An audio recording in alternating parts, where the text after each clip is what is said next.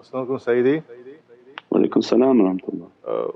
What is the benefits of taking notes? The benefits of taking notes, alam bil qalam. The first command to Prophet Iqra is that read, and in those first 6 verses are the entire realities of the heart and the opening of the heart. That when Allah says, alam bil qalam, that I'm going to teach you by qalam. And before we go to the very high understanding of qalam, we've said many times, and we have articles that you can go to Nur Muhammad and just type in, what is qalam? And it has all those realities in there that Allah gave us this index finger and the thumb. And by means of this index finger and thumb has an immense secret, and this qalam has an immense reality. As soon as we touch it, we begin to manifest. First level of what awliya want from our training through them and our accompanying our lives through them is they want to change your kitab. Right now your kitab is your good and bad actions, mainly bad, and the reality of your kitab is that, and it's only that. And what they want from taking Muhammadan haqqaiqs and the level in which they're teaching and speaking is at a level that people can't even comprehend its value. Even the external scholars on earth don't understand Muhammadan haqqaiqs because they don't eat from that, so they don't understand it. But if we could understand what a Muhammadan haqqaiq is and its weight beyond all the jewels of earth, if you put all those jewels together, its weight is incomprehensible. As soon as you hear these Muhammadan haqqaiqs and you start to write in your book, actually that knowledge is manifesting for you. Because you have a book and your kiram al-katibin, your angels who are honoured because they write the Muhammadan realities. That's what gives them the kiram, their honours, only because they're going to document all the Muhammadan realities. As soon as you write, oh Allah is in the heart of Sayyidina Muhammad, you can write all these haqqaiqs. These are now manifesting from your finger on that page, but more important is that when you write here, the angels are writing in your book. You know the old photocopy thing, you would write like this and then there was another thing writing with you.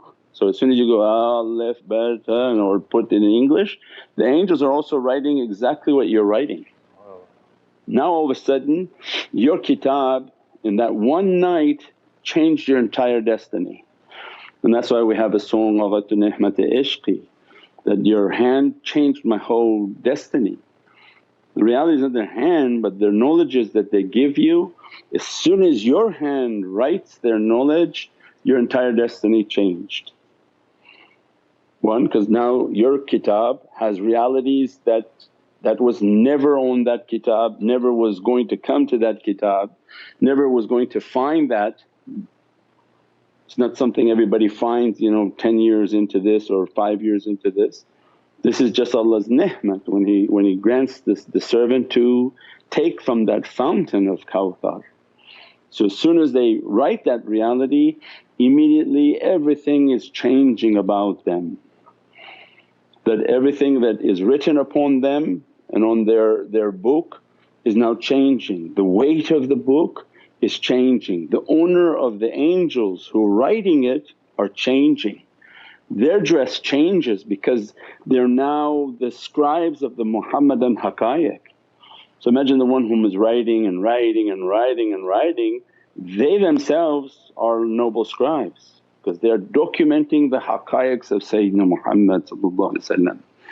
Then through their darajat it keeps raising.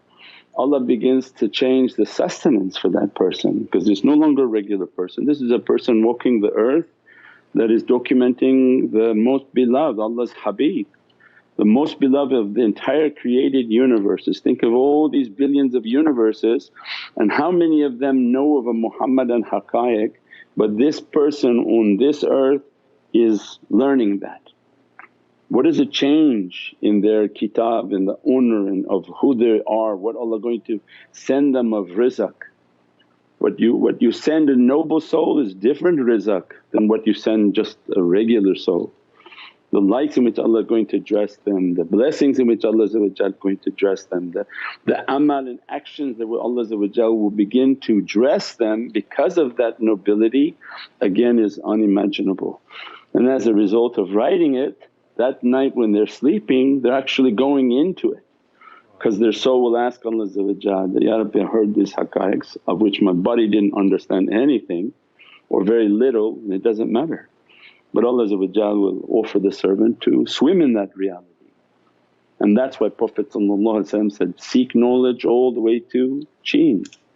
Means take a life in which to continuously seek knowledges, because the knowledges are an eternal dress upon the soul which have no limit. But just studying wudu one time, two time, but can you imagine all your life you hear the same stories for 30 years and they're not haqqaiqs and they're just translations and usul and fiqh. That's one round is good, second round is okay, three times maybe they're too much. But those are not the ones that nourish the soul for eternity. So the haqqaiqs and the reality are the one that nourishes the soul of the servant, inshaAllah. When making notes on a video, should we write what we hear as much as possible without pausing, or should we pause and write each word? Which is more beneficial? No, you can get a summary. If it's an important word and you want to pause it, you pause it. If it's not, you can just write it and get the gist of it, the idea of it. You can go back later. I mean, if you're not transcribing, if you're transcribing for our talks and for us, we need it verbatim, not your understanding. So this, if it's for yourself, do whatever you want. If it's our transcribing team, no, we don't accept anyone else's interpretation or words or summarize our sentence into something else. It's essential that it sounds exactly like the shaykh's talk, so that people can get the flavour of his language, his errors in his language or his mannerisms in his language. But if you're writing for yourself, you can get just the gist of what you're trying to understand. If there's a specific word, you stop, you pause it, write that word, so that you can become faster and faster with it, inshaAllah. It's all personal choice of what the servant wants to do, inshaAllah. Subhana rabbika rabbil izzati amma yasifoon wa salaamun al mursaleen walhamdulillahi rabbil alameen. Ila sharaf al-Nabi sallallahu alayhi wa sallam wa ashabihi kiram وعلى مشايخنا في طريقة النشبندية العلية وسائر وساداتنا وسلقنا الفاتحة.